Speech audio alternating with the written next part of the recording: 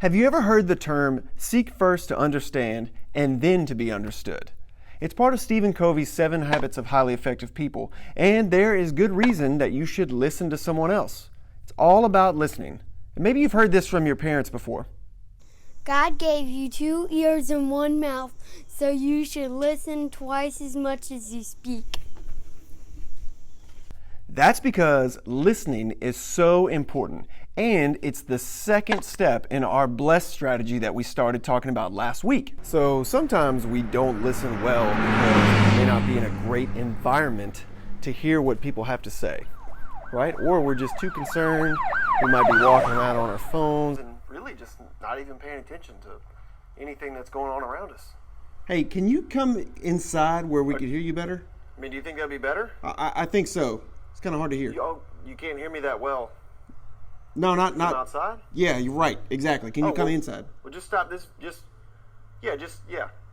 Gladly. That'll be fine. Yes. All right. Yeah. Wait. Listening intently is so hard to do sometimes. I get it. We have so many distractions going on around us. We have cell phones, we have TV, we have noise, we have kids running around. It's really hard to focus sometimes, but that is essential to creating those relationships and first seeking to understand and then to be understood. Have you ever been around someone that talks way more than they listen? That's not a very effective tool for sharing the gospel.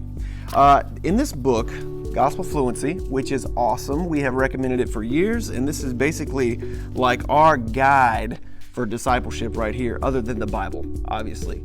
Those of you out there saying the Bible's number one, I get it. In the book, the author Jeff Vanderstelt talks a lot about how Jesus listens to people. So for example, the woman at the well, right? Jesus goes up to her. He doesn't just immediately jump on her and tell her all of the things that he wants her to know. He asks her a lot of questions, right? He draws her out.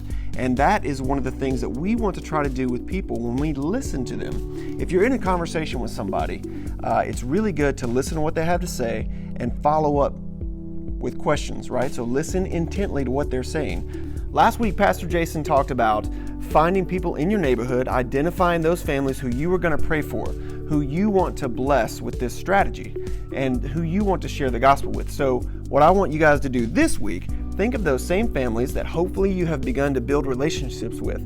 This week, try and have conversations with them where you are mainly just listening to them. Passage family, we are praying that this week you will actively go out, seek out those relationships where you can listen twice as much as you speak, and build those relationships with people, your coworkers, your family, your neighbors, anyone who you are involved with this week. What you'll find when you start listening twice as much as you speak is that people will want to be around you because they feel like they can open up to you, that they can tell you what's going on in their lives, and that you will listen to what they have to say because people want to be heard.